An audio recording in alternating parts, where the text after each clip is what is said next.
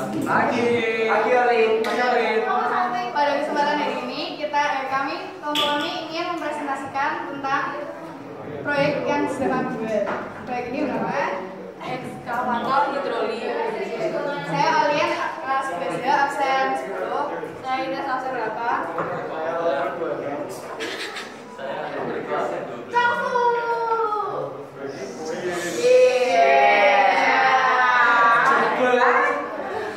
Tujuan dari percobaan ini adalah kami ingin membuktikan bahwa pengetahuan mengenai tekanan hidrostatik itu bisa kita gunakan untuk mempermudah kehidupan kita sehari-hari. Cara kerjanya seperti ini.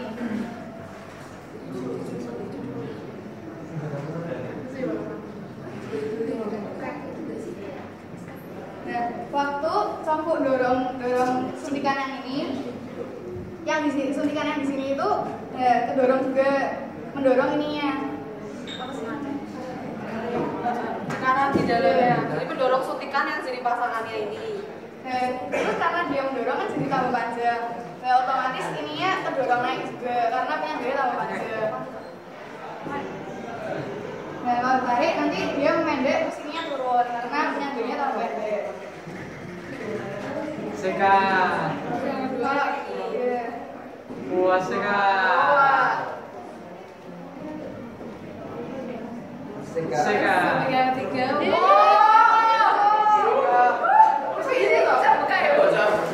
Cakep. Aduh. Mede.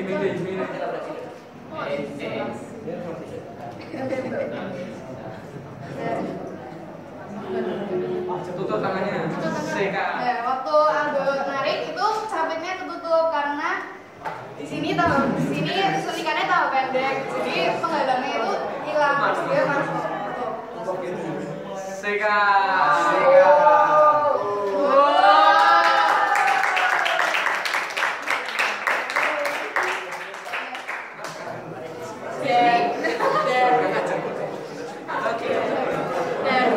Sekian dari kelompok kami. Makasih. Sama-sama.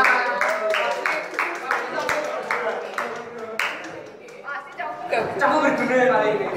Siang teman-teman dan Pak Kendra. Hari ini kami akan mempresentasikan tentang alat peraga kami yaitu jembatan hidrolik. Seperti yang kalian ketahui, di kehidupan sehari-hari ada jembatan untuk menghubungkan jalan. Nah, seringkali jembatan itu melewati air seperti laut atau sungai. Tapi apakah teman-teman yang bingung bagaimana caranya supaya kapal-kapal besar bisa tetap lewat tanpa menabrak jembatan? Nah, oleh sebab itu kami membuat salah satu prototipe-nya. Tujuan dari percobaan ini itu untuk mengetahui tentang hukum Pascal, mengetahui penerapannya, dan mengetahui penerapannya melalui jembatan hidrolik ini.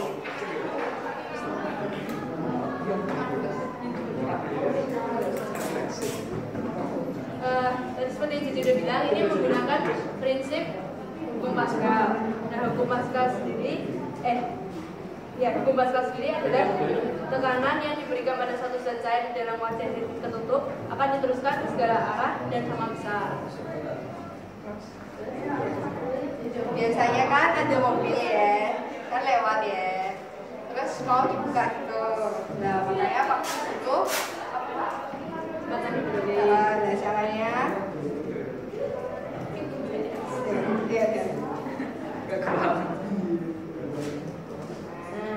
terus tuh setelah nanti kapalnya misalnya lewat gitu ya, nanti jembatannya bisa turun lagi.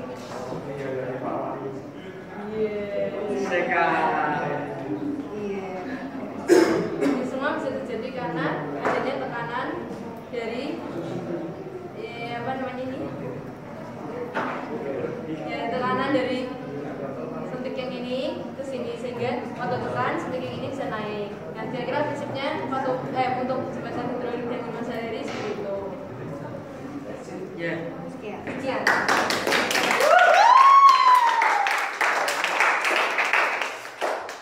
Baik teman-teman, untuk kelompoknya ingin mempresentasikan hasil kita yaitu gyroskop. Jadi Alat-alat yang dibutuhkan itu CD, habis itu nih CD room, CD motor, pulpen, dan adaptor. Adaptornya bisa diganti sama baterai 9 volt. Nah, jadi pertama gasing disambungkan ke adaptor. Habis itu adaptor tuh disambungin ke listrik.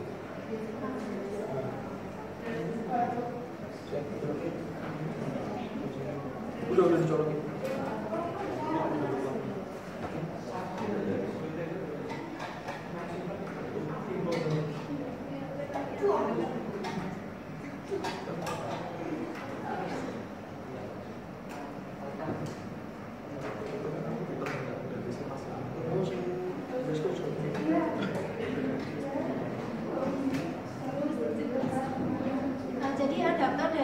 adaptor itu disambungkan ke listrik, itu mengubah listrik AC menjadi DC supaya tidak terjadi konslet dalam listrik.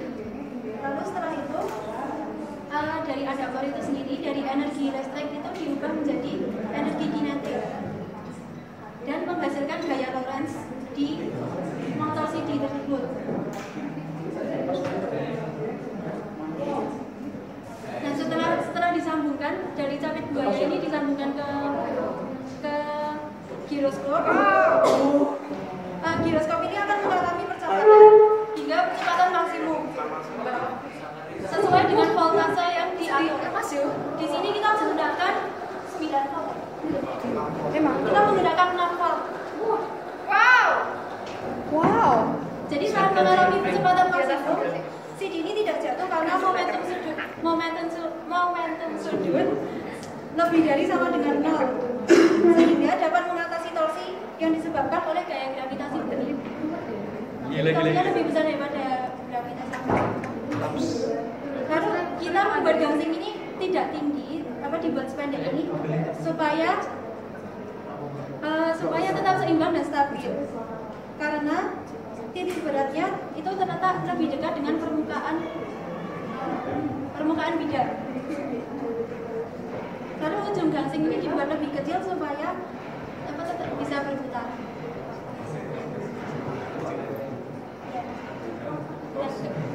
Terus prinsip kerja giroskop ini dapat digunakan untuk keperluan seperti membuat generator listrik, membuat sumur pompa dan lain sebagainya. Bahkan bisa dibuat menjadi generator listrik seperti PLTA, PLTU, dan yang memiliki prinsip kerja motor seperti ini.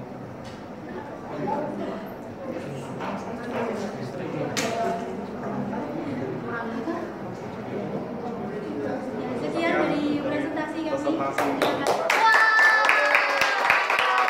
Jadi Pak Ganda dan teman-teman,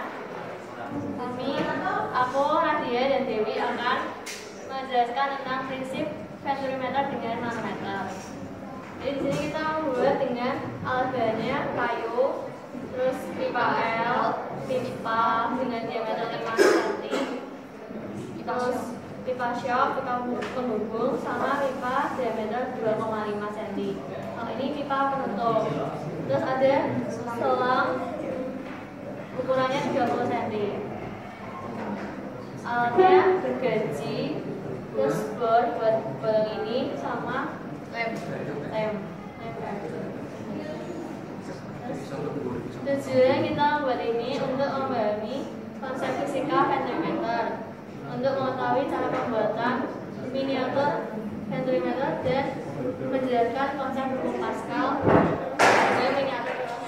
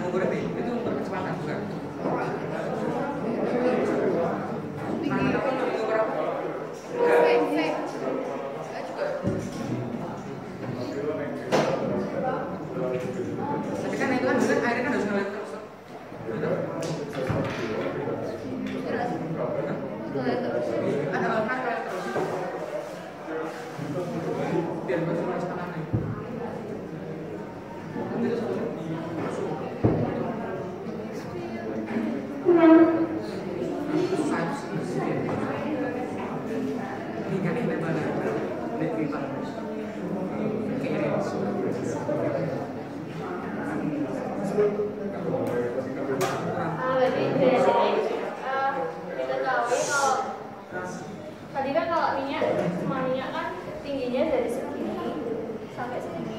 Tapi setelah dikasih air, minyaknya sudah mulai dari segini. Karena masa jenis minyak dan air itu berbeda. Terus diketahui kalau sentimeter tekanannya kecil, kecepatannya besar yang ada di sini.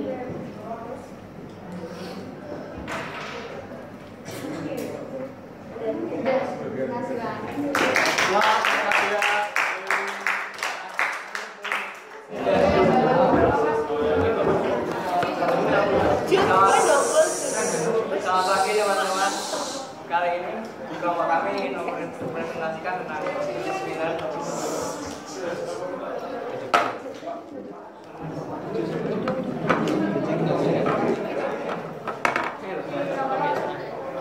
Disipliner adalah mainan yang dapat seseorang untuk fokus dan juga dapat mengurangi stres.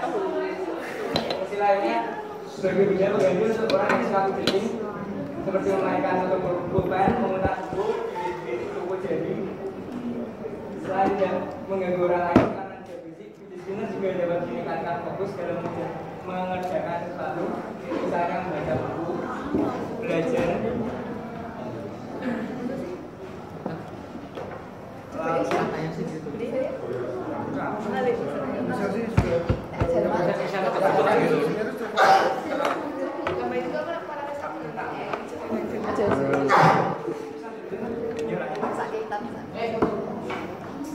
Manfaat fidget spinner.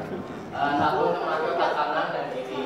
Dengan bermain fidget spinner, ternyata kita dapat melatih otak kanan dan kiri dan menggerakkan jari secara terarah.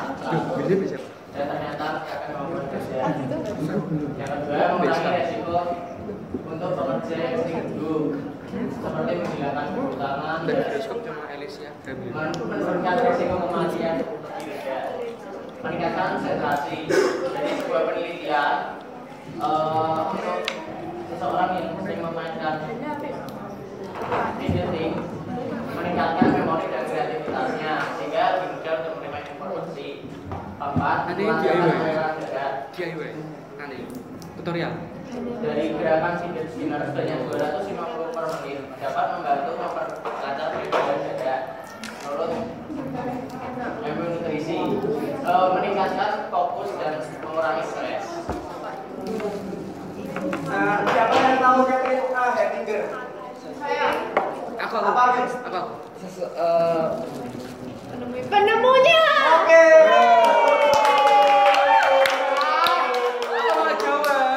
Ini yang di live today loh.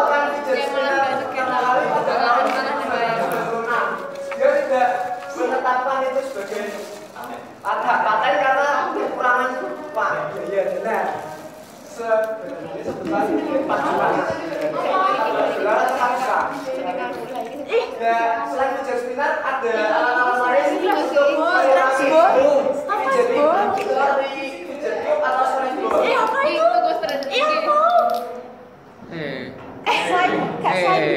Ada fidget trap dan lain-lain.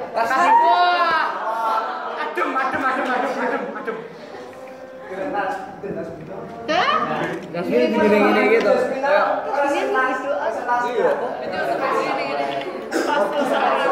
Rosario.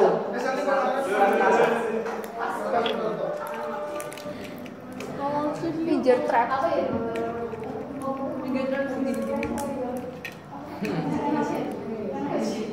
Iya, kayak gitu. Yang mau cewek dan ketika yang sebelumnya masih gaya-gayakan kinetis. Gaya-gayakan kinetis itu gaya-gayakan yang berusia pada benda ketika benda bergerak dan rumusannya seperti itu adalah sama dengan yoga kali n, di mana yoga adalah koefisien gaya-gayakan kinetis benda serta perlu diketahui bahwa koefisien gaya-gayakan statis dan kinetis mempunyai nilai yang beda. Nilai koefisien gesekan statis selalu lebih besar daripada nilai koefisien gesekan. Kami akan mempresentasikan karya ilmiah tentang fluida. Jadi masalah pengertian fluida. Fluida merupakan sesuatu yang mengalir sehingga sering disebut sebagai zat alir. Nah, fluida ini ada dua bentuk, yaitu zat cair dan gas. Maka zat cair dan gas itu masuk dalam jenis fluida. Fluida itu dibagi jadi dua, yaitu fluida statis dan fluida dinamis.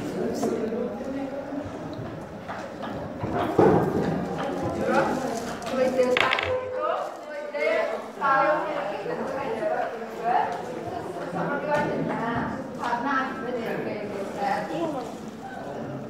Dan fluida statis itu tidak bisa menahan geser.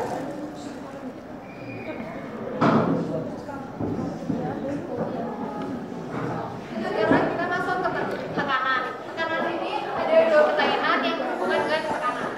Kenapa air sudah berjalan di tanah yang lembek, sedangkan listrik relatif lebih mudah? Dan yang kedua, kalau tangan kita ditekan oleh ujung pena yang bagian ujungnya, terasa lebih sakit daripada oleh ujung yang bagian ujungnya. Kedua pertanyaan ini akan dijawab dengan nih. Tekanan atau pressure disimbolkan P itu sama dengan F per A. Jadi semakin luas permukaan dari suatu benda, maka tekanan yang dihasilkan akan semakin kecil. Maka tadi itu menjawab pertanyaan yang kedua. Kenapa ujung jari kita akan terasa lebih sakit jika ditusuk dengan bagian lancip dari sebuah pen? Karena luas penampungannya itu kecil, sehingga tekanan yang ditimbulkan lebih besar.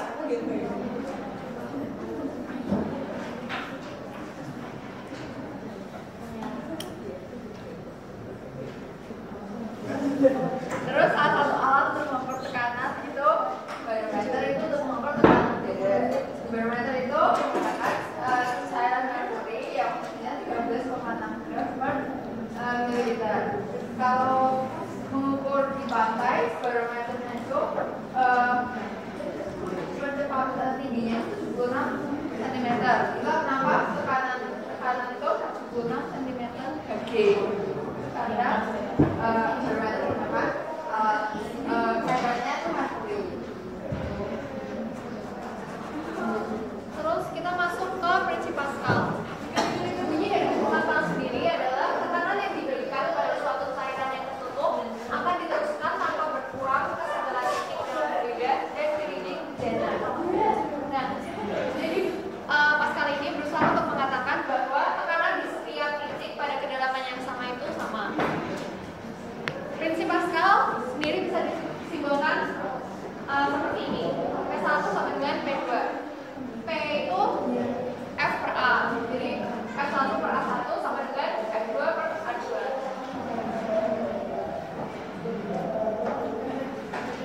Terus ini argumen itu mengatakan kalau ada daya tekan ke atas di air. Jadi kalau benda yang adalah seluruhnya atau sebagian dalam satu kerja akan mendapatkan tekanan ke atas yang sama dengan berat benda yang diberikan. Terus kenapa kayu-kayu yang permukaannya lebar itu kalau misalnya ditaruh di dalam air itu akan mengapung itu karena permukaannya lebih luas sehingga kan digerakkan ke atas dan akan mengapung. Fenomena Archimedes dalam kehidupan sehari-hari bisa kita mulai peristiwa pertama, yaitu anak yang terapung dengan bantuan perahu benang, dan yang kedua adalah anak yang terapung di laut yang ada garamnya.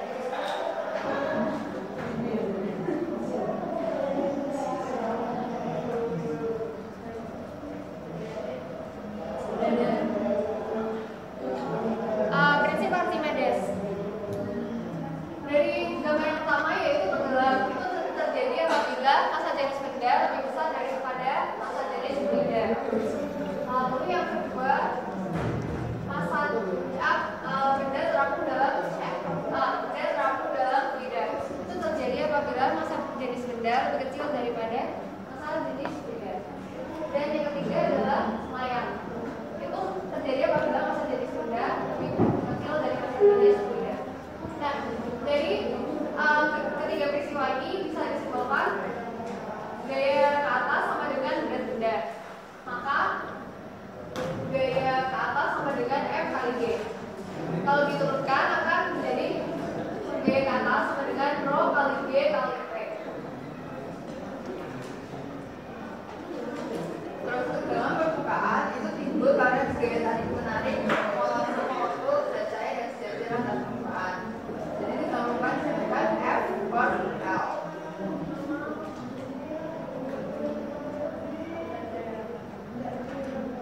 Sekarang kita akan masuk ke fluida bergerak.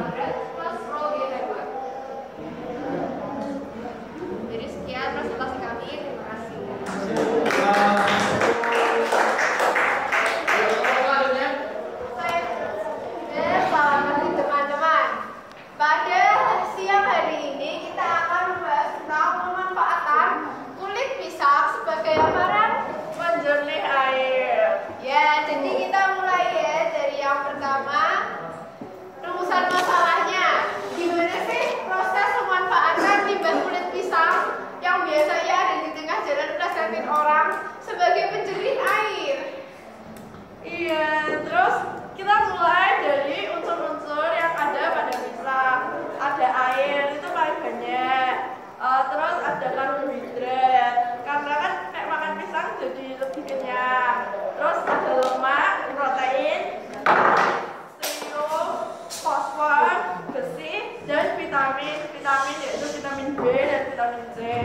Tapi yang lebih penting adalah unsur-unsur yang ada dalam kulit pisang yang dapat menjernihkan air. Itu tuh dalam kulit pisang ada ion sulfur dan ion nitrogen serta asam.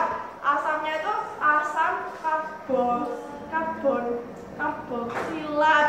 Nah itu tuh ion-ion itu tuh bermuatan negatif. Nah ion bermuatan negatif itu dapat menarik ion-ion positif yang ada dalam logam, jadi bisa kayak absorpsi, jadi airnya bersih. Nah, terus ada langkah-langkahnya. Pertama tuh kalau kita mau percobaan, nyiapin tabung reaksi dulu. Dimasukin 10, kira-kira mau pilih air yang kotor, terutama bisa yang kalau bisa ya kayak logamnya dulu. Terus kalau mau ditambahin logam CR supaya kayak ada logamnya biar bisa terdeteksi. Terus ditambahkan 5 gram kulit pisang yang udah dipotong-potong kecil lalu diinjak. Terus kita tunggu aja, pertamanya dikocok-kocok dicampur dulu, terus kita tunggu kira-kira 20 menit tuh kayak sudah warnanya berubah. Terus setelah beberapa hari kita tuh tahu orang dari logam CR gimana. Soalnya kan logam CR kan ionnya positif, terus kulit pisang sendiri itu kan tadi ion-ionnya negatif bisa diserap. Terus setelah 1 hari itu biasanya masih kuning, masih rada keruh gitu, tapi setelah 2 hari itu sudah mulai kayak rada bening. Ini tuh menunjukkan bahwa waktu itu sangat berpengaruh dalam penjernihan air ini. Terus keunggulannya kalau kita menggunakan kulit pisang, yang pertama biaya produksinya tuh murah, nggak perlu mahal-mahal. Terus yang kedua, kulit pisang itu yang udah dipakai tadi itu juga bisa digunain lagi. Terus yang ketiga, itu pembuatannya, prosesnya tuh sangat mudah, jadi nggak perlu ribet-ribet, kan cuma yang tadi dijelasin Aurel.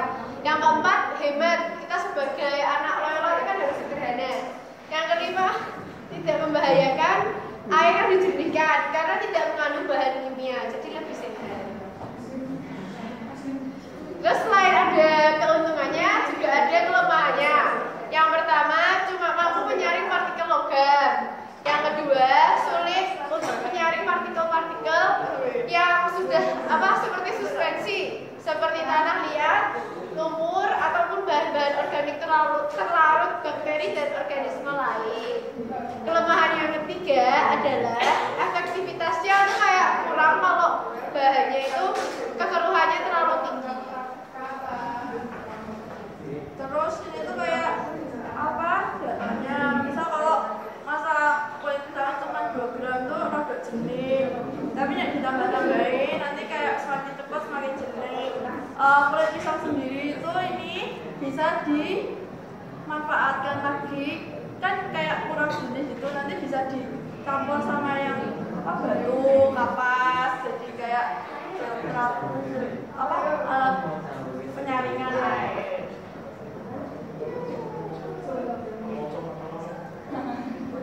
Ya selain itu banyak juga manfaat pisang, nggak cuma buat filtrasi air.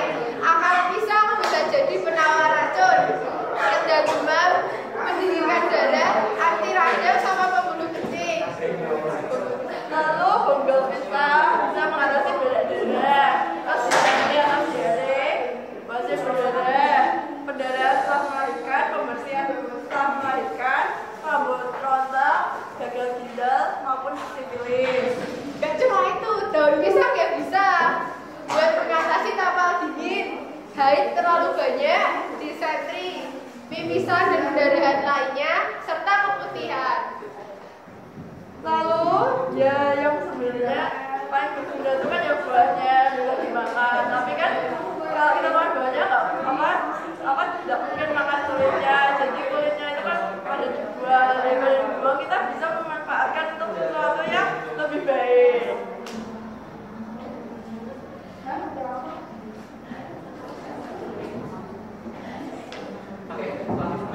Jadi kita menyimpulkan bahwa penjernihan dengan kulit pisang ini sangat aman karena tidak menggunakan bahan kimia.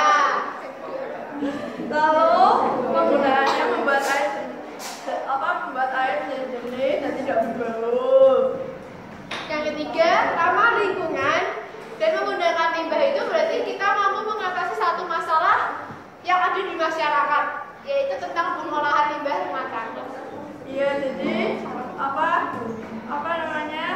sebagai anak sekolah kita harus memanfaatkan barang-barang yang sudah tidak kepakai daripada nganggur, daripada busuk, ya kan bisa menjadikan lingkungan ini menjadi lebih baik. Ya, contohnya tadi itu limbah kulit pisang yang mengandung zat yang berfungsi sebagai karbon aktif. Jadinya mampu mengadopsi dan menetralisir partikel-partikel lumpur serta logam yang terkandung dalam air.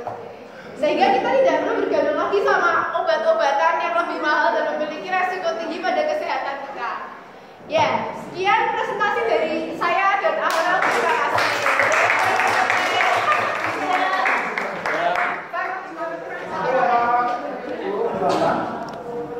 Saya Nicholas Santoso dan Valeria Shania akan menuju dari kelas 10 belajar telah mempresentasikan tentang karya ilmiah kami penyalahgunaan narkoba pada remaja. Ya, yang pertama pada dasarnya kita akan mengenalkan terlebih dahulu apa itu dari narkoba sendiri. Pada dasarnya narkoba atau nafsa adalah singkatan dari narkotika, psikotropika, dan zat aktif, yaitu obat atau zat yang jika masuk ke dalam tubuh akan berpengaruh terhadap fungsi tubuh, terutama anak, sehingga dapat berpengaruh pada psikologi anak, proses pemikiran anak, kerja otak, dan perilaku-perilaku dari orang yang terkena narkoba tersebut. Dan kemudian narkoba atau nafsa ini dapat digolongkan menjadi dua jenis. Yang pertama jenisnya dan yang kedua efeknya sendiri. Berdasarkan jenisnya narkoba dapat dibagi menjadi tiga. Yang pertama narkotika, yang kedua psikotropika, dan yang ketiga zat aktif. Apa itu narkotika? Narkotika adalah zat yang menimbulkan suatu penurunan perubahan kesadaran atau hilangnya rasa nyeri, dan yang dan narkotika ini dapat menyebabkan ketergantungan. Yang kedua psikotropika. Psikotropika itu zat obat yang berkhasiat psikoaktif, berpengaruh selektif pada penyusunan saraf pusat, menyebabkan perubahan khas pada aktivitas mental dan perilaku. Jadi psikotropika ini yang menyebabkan orang dapat nge-fly atau bisa halusinasi yang lain-lain. Yang ketiga zat aktif. Nah, zat aktif lainnya itu bahan-bahan yang berpengaruh pada psikoaktif selain narkotika dan psikotropika. Nah, kita dapat lihat contohnya. Kalau dari narkotika itu ada tau, kokain, ganja yang biasa sering kita lihat sehari-hari di daerah kita. Yang kedua psikotropika. Psikotropika ini namanya seperti ekstasi, dan ada juga yang amfetamin. Dan yang ketiga zat aktif, itu tuh zat yang biasa kita sering jumpai, yaitu rokok atau minuman keras. Ini bersifat penyandu. Nah, yang kedua berdasarkan efeknya. Berdasarkan efeknya dapat dibagi menjadi tiga: stimulan, depresi, dan halusinasi. Stimulan itu tuh adalah merangsang kerja organ tubuh seperti jantung dan otak sebagai stimulan atau sebagai penguat tubuh, memberi efek senang dan bertenaga, sehingga orang yang minum stimulan ini menjadi lebih bertenaga, meningkatkan kegairahan dan kesadaran. Bisa kita lihat contohnya adalah sabu. Orang yang setelah makan sabu biasanya dia akan memiliki bisa kerja lebih lama, punya durasi daripada orang yang tidak, sehingga memang dia menganggap lebih produktif. Contoh lain ada ekstasi, kokain, steroid, nikotin, dan kafein. Kafein bisa kita lihat pada kopi. Orang yang setelah minum kopi biasanya dia cenderung bisa beraktivitas lebih lama karena dia tidak merasakan. Selanjutnya adalah depresan. Depresan itu suatu zat yang dapat menekan sistem secara pusat, mengurangi aktivitas fungsional tubuh dan memberikan efek tenang, membuat pemakaian tidur dan tidak sadarkan diri. Contohnya ada heroin, morfin, valium, alkohol, ganja, dan opium. Biasanya orang yang sedang stres dia biasanya minum depresan karena sehingga dia merasa tenang dan bisa tidur dengan mudah. Selanjutnya adalah halusinasi. Halusinasi ini mengakibatkan pemakaiannya menjadi halusinasi atau berpikiran yang aneh-aneh. Pemakaian menjadi sesuatu yang sebenarnya tidak nyata. Contohnya dapat dari ganja atau media palsu.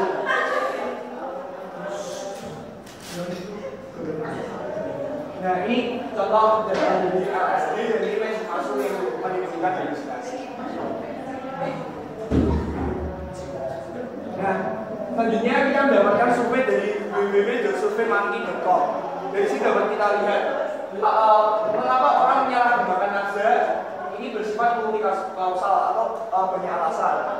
Alasan yang pertama, coba-coba atau just trying itu bisa jaga persentase paling banyak, itu 87,2%. Kemudian ada orang yang menganggapnya iseng, itu dapat dilihat 69,2%. Yang ketiga, mencari ketenangan, itu dapat dihitung 59%, ikut teman 59%, menambah keberanian 20,5%, dan dipaksa seseorang 10,3%. Orang lain menganggap tidak tahu atau tidak mau menjawab. Selanjutnya, akibat-akibat dari ketergantungan narkoba. Masalah-masalah ini akan kita lihat setelah ini itu karena efek dari narkoba itu sendiri. Nah, dampak narkoba dapat dibagi jadi 3 jenis. Yaitu pertama dampak fisik, dampak sosial, dan dampak psikis. Dampak fisik itu seperti sakit kepala, mual, sulit tidur, atau gangguan pada sistem syaraf, gangguan pada jantung, dan juga bisa juga overdosis. Selanjutnya ada juga gangguan sosial. Gangguan sosial ini seperti jadi antisosial atau individualis atau jadi acuh tak acuh dan sifatnya egois. Ada juga hubungan dengan keluarga jadi tidak harmonis, kemudian dikucilkan masyarakat, pendidikan terganggu, dan masa depan jadi suram karena narkoba. Selanjutnya faktor psikis atau faktor psikologi. Dari faktor psikologi ini menjadi lambat kerja, sering gelisah, hilang kepercayaan diri, pengayal dan penuh curiga, tingkah lakunya brutal dan perasaan kesal dan tertekan, serta kadang bisa berpikir untuk menyakiti diri dan sehingga akhirnya menjadi bunuh diri. Nah, kemudian kan sebagai siswa apa yang harus dilakukan agar tidak terjerat narkoba? Tahap pencegahan narkoba dibagi menjadi 5. Yang pertama, individual level. Individual level ini adalah hubungan diri kita dengan diri kita sendiri atau antar individu sendiri. Kita harus menyadari penuh-penuh bahwa narkoba itu tidak baik sehingga kita tidak ingin untuk mencoba-cobanya. Yang kedua adalah peer level. Peer level ini adalah hubungan antara 2 orang atau seperti hubungan sahabat dekat atau orang-orang yang dekat yang bisa mempengaruhi psikologi kita untuk tidak menggunakan narkoba. Dan yang ketiga family level. Family level ini adalah hubungan keluarga. Karena keluarga adalah hubungan yang paling dekat bagi kita, sehingga keluarga mendukung kita untuk tidak menggunakan narkoba. Yang keempat, social and community level. Ini adalah komunitas besar yang biasanya semakin jika kita bergaul di komunitas yang baik, jika kita bergabung di komunitas yang anti narkoba, maka otomatis kita akan terbawa untuk menjadi tidak menggunakan narkoba.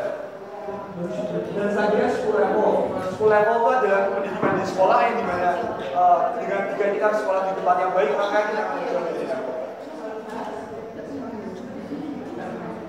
Nah, selanjutnya adalah pencegahan. Pencegahan ini dapat kita bagi. Jadi yang pertama, meningkatkan iman dan takwa. Itu adalah hubungan kita dengan Tuhan atau hubungan vertikal kita dengan Tuhan. Yang kedua, memperhatikan teman bergaul dan selalu waspada. Karena teman bergaul dan mengetahui bagaimana cara kita melakukan kehidupan kita sehari-hari. Pendewasaan kepribadian. Jika kita masih berpikir bahwa kita ingin mencoba-coba untuk mencari sesuatu hal yang baru dan kita tidak berpikir dewasa untuk tahu bahaya dari itu, maka kita dapat terjumus ke dalam narkoba. Dan yang keempat, meningkatkan pengembangan diri dan kemampuan mengatasi masalah. Jika kita sudah bisa mengatasi segala masalah yang ada, kita sudah bisa menentukan hal yang baik dan yang buruk, maka kita bisa terjauh dari narkoba itu sendiri. Meningkatkan percaya diri juga dapat digunakan itu sebagai wujud dari kalau kita sudah percaya bahwa narkoba itu tidak baik, maka kita akan otomatis dari diri kita sendiri akan menjauhinya. Dan terakhir, hindari kebiasaan merokok. Karena mereka merokok itu bersifat penyandu dan memiliki hal yang hampir sama dengan narkoba. Nah, sebagai siswa yang kita dituntut untuk selalu berpikir tentang orang lain karena kita adalah suatu keluarga. Apa yang harus dilakukan jika teman kita memiliki tindakannya sebagai pencandu narkoba? Maka kita tetap harus berteman dengan mereka, tapi tidak ikut memakai narkotika. Tunjukkan rasa kepedulian kita bahwa kita pun care terhadap dia, sehingga dia merasa bahwa dia itu tidak hidup sendiri karena kita selalu berteman dengan mereka. Dan yang ketiga, gali keadaan emosi dan kehidupan sosialnya. Jika memang dia pada dasarnya pada sosialnya tidak buruk, maka kita harus ubah daerah di mana dia bersosial. Karena komunitas sosial mereka seseorang itu dapat mempengaruhi bagaimana dia bertindak. Dan yang ada mengajak keluar dari jalan narkoba, kita juga harus menjelaskan dampak buruk memakai narkotika sebagai bentuk penyadaran dan diskusikan cara mempertahankan diri, menghindari penggunaan kembali, dan jika memang kesulitan kita bisa menghubungi tim ahli untuk membantu dia. Dan kita mengambil sedikit gambar bahwa rokok itu adalah salah satu pintu gerbang narkoba.